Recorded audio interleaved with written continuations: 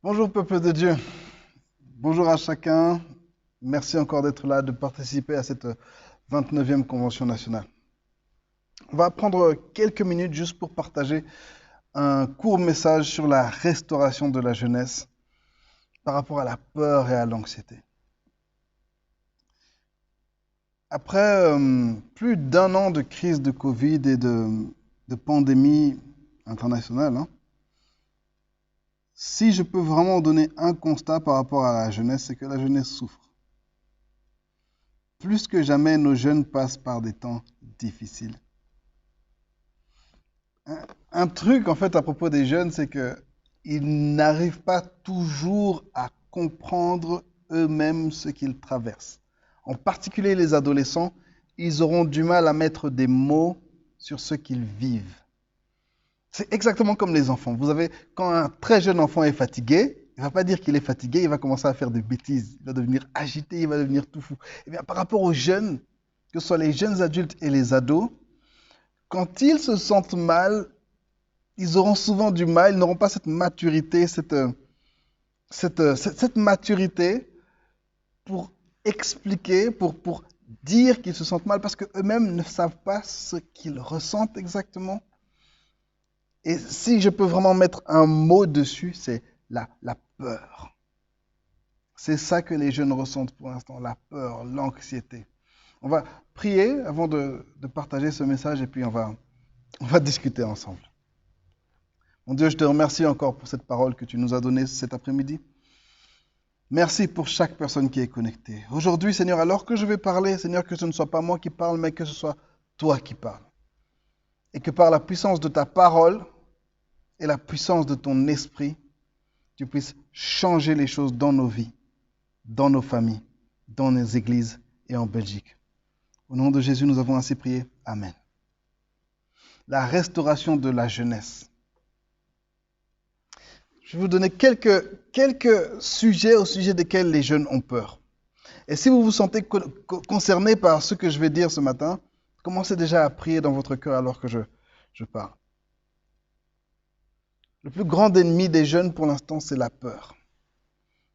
La peur de ne pas trouver un conjoint. Beaucoup de jeunes hommes et de jeunes filles se posent la question, alors que tout est fermé, comment est-ce que je vais faire pour trouver un conjoint? Comment est-ce que je vais faire pour me marier? On n'a plus les églises, on n'a plus l'université comme d'habitude, on ne rencontre plus de gens, on ne sort plus, les mariages, on n'a plus tout ça, qui étaient ces occasions où nous pouvions rencontrer des futurs conjoints. L'incertitude générale par rapport au futur. Qu'est-ce que je vais devenir? Qu'est-ce que je vais devenir dans ce monde qui semble perdu? Où est-ce que je vais aller? Est-ce qu'il y aura encore du travail demain? On ne sait pas. La peur de confesser ses péchés. Je vais vous dire un secret. Encore une fois, je ne suis pas en train de juger qui que ce soit, je suis en train de parler avec amour. Chers parents, chers pasteurs, chers leaders, chers jeunes, beaucoup, depuis le début de cette crise, depuis les confinements, ont sombré dans des choses qui peut-être avec lesquelles ils luttaient avant, ou bien ils ont découvert de nouvelles choses, que ce soit la pornographie. Beaucoup ont sombré dans la pornographie. Ils sont à la maison, connectés à l'ordinateur, avec le téléphone, en train d'essayer de suivre leurs cours en ligne, regarder leurs films, leurs séries, et puis ils glissent. Et puis la pornographie. Beaucoup ont sombré dans un usage d'alcool, de drogue abusif, dans certains comportements online problématiques. Et ils sont à fond dans le péché, mais ils ont peur de l'avouer, ils ont peur de le confesser, ils ont peur qu'on les juge. La peur de perdre ses proches. On a eu beaucoup de décès. Facebook est presque devenu une sorte de livre de commémoration ouvert. Chaque jour, chaque semaine, un nouveau décès dans notre environnement. Et beaucoup de jeunes sont là en train de regarder leurs parents d'un certain âge, en train de regarder leurs grands-parents et se poser la question, est-ce que ce sera eux les suivants? La peur de perdre des proches. La peur d'être rejeté par Dieu. Beaucoup ont arrêté de se connecter au culte en live, beaucoup ont arrêté de suivre les prières, beaucoup ont arrêté de lire la Bible, beaucoup ont arrêté de fréquenter l'église, ils se sont vraiment retirés de l'église En plus de ça, ils se sont mis à fréquenter des gens un peu étranges, à adopter des comportements encore une fois étranges. Et ils sentent bien qu'ils ont changé, et c'est plus fort qu'eux, et ils ont peur que maintenant Dieu ne veuille plus d'eux. La peur de la solitude. Certains ont déjà vécu cette solitude pendant le confinement. Certains sont des étudiants qui vivent dans un pays étranger, sont seuls. Certains, sans leurs amis à l'école, tu es enfant unique, les parents séparés, etc. Et tu te sens seul et tu te dis, mais est-ce que cette solitude va continuer? Est-ce que c'est ça qui m'attend jusqu'à la fin de ma vie? Covid, les confinements, etc. ont accentué ce sentiment de solitude chez certains jeunes. La peur de l'échec. L'échec scolaire, l'échec en termes de profession, l'échec en termes de ministère, mais en particulier l'échec scolaire. Beaucoup de jeunes sont en décrochage scolaire. Team décrochage, vous êtes là, faites du bruit. C'était une blague, c'était un piège, maintenant vos parents ont découvert.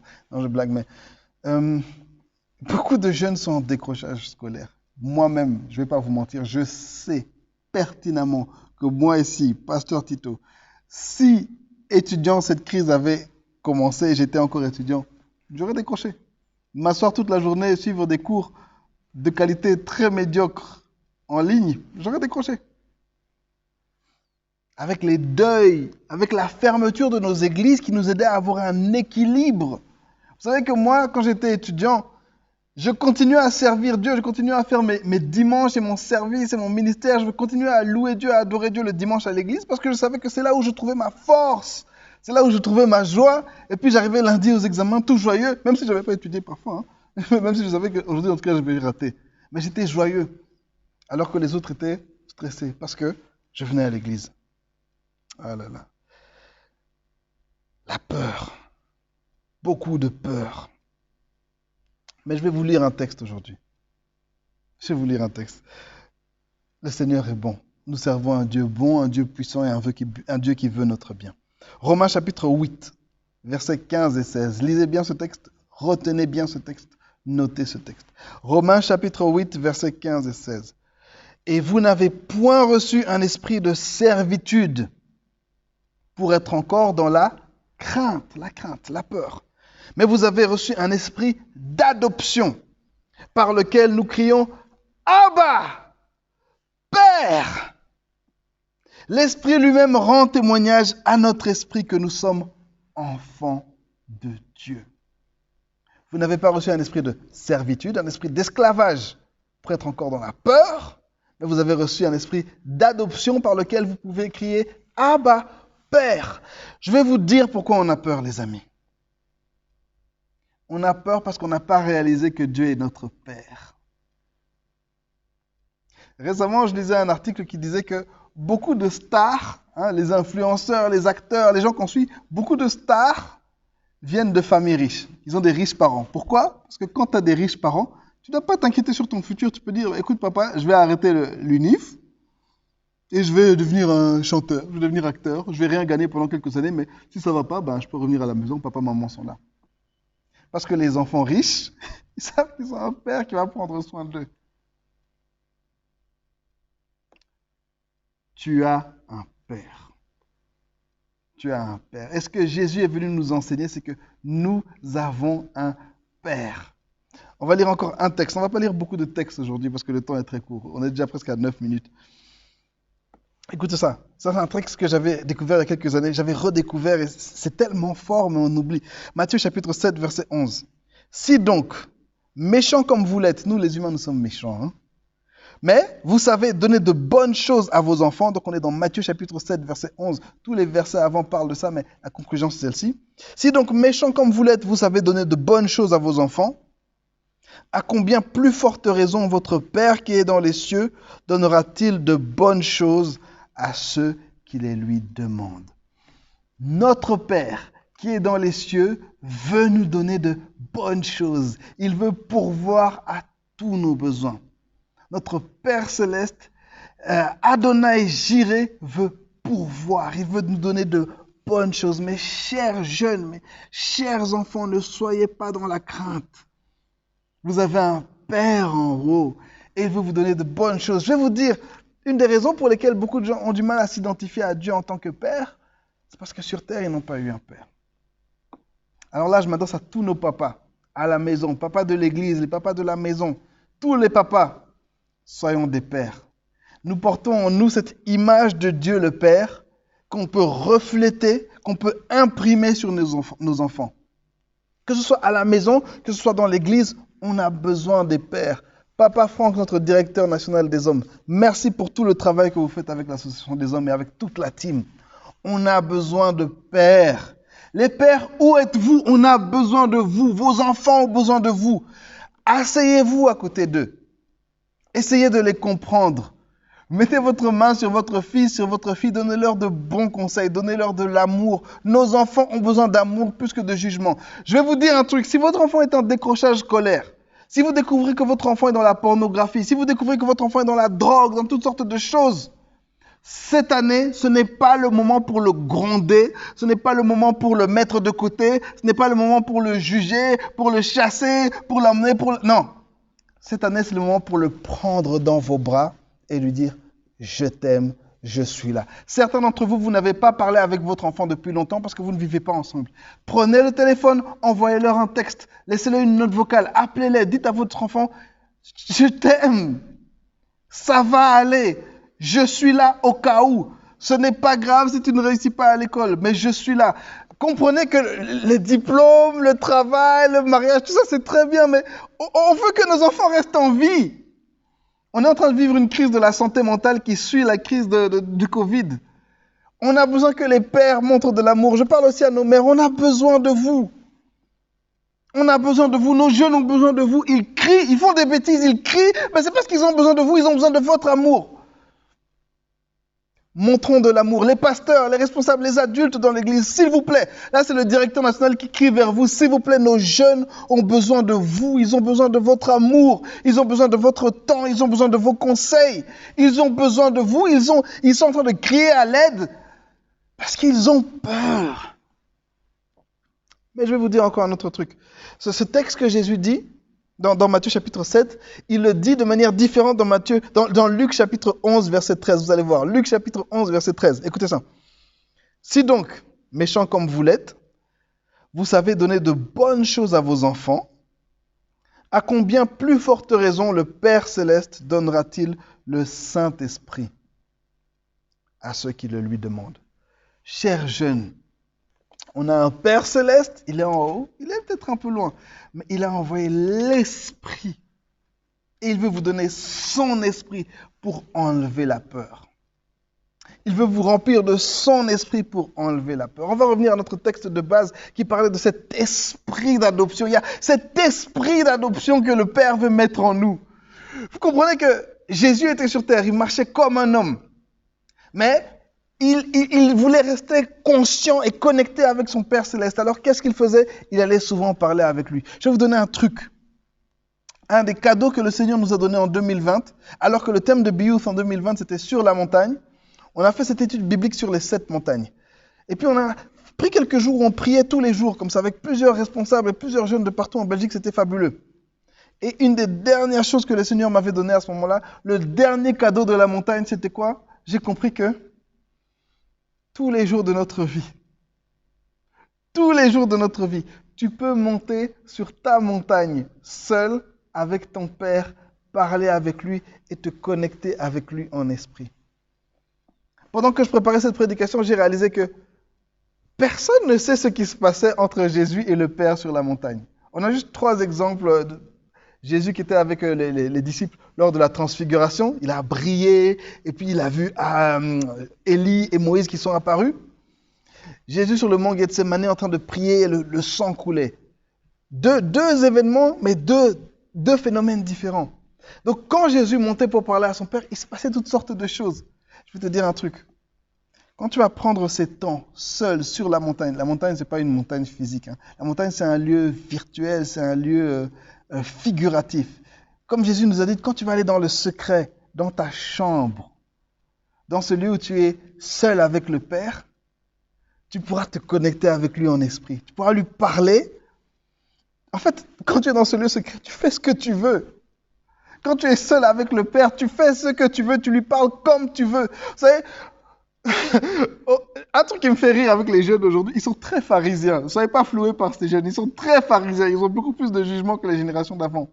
Mais aussi dans l'église, parfois on veut nous dire, ouais, il faut prier comme ça, il faut prier fort, il faut prier dans cette position. Si tu pries de telle manière, il va se passer ceci. Si tu pries de telle manière, il va se passer cela. Si vous faites ceci, ceci, cela.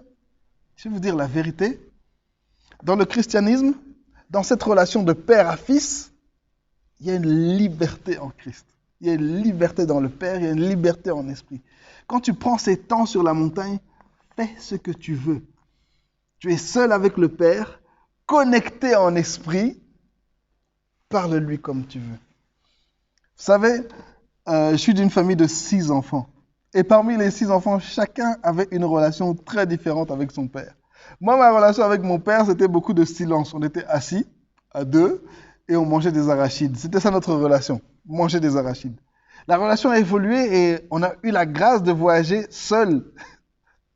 L'avant-dernière année de sa vie, on a pu voyager seul à deux. J'étais terrifié, c'était la première fois que j'étais seul comme ça avec mon père en voyage. J'écrivais à mes sœurs, j'ai peur, je ne sais pas quoi lui dire. Mais on a passé des très bons moments parce que la relation a évolué. On a fait toutes sortes de choses à deux, c'était génial.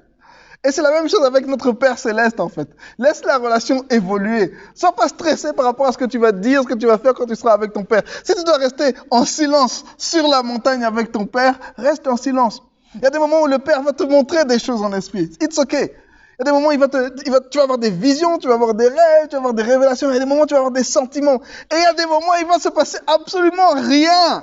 Tu seras juste là, assis, avec le Père, en train de le contempler.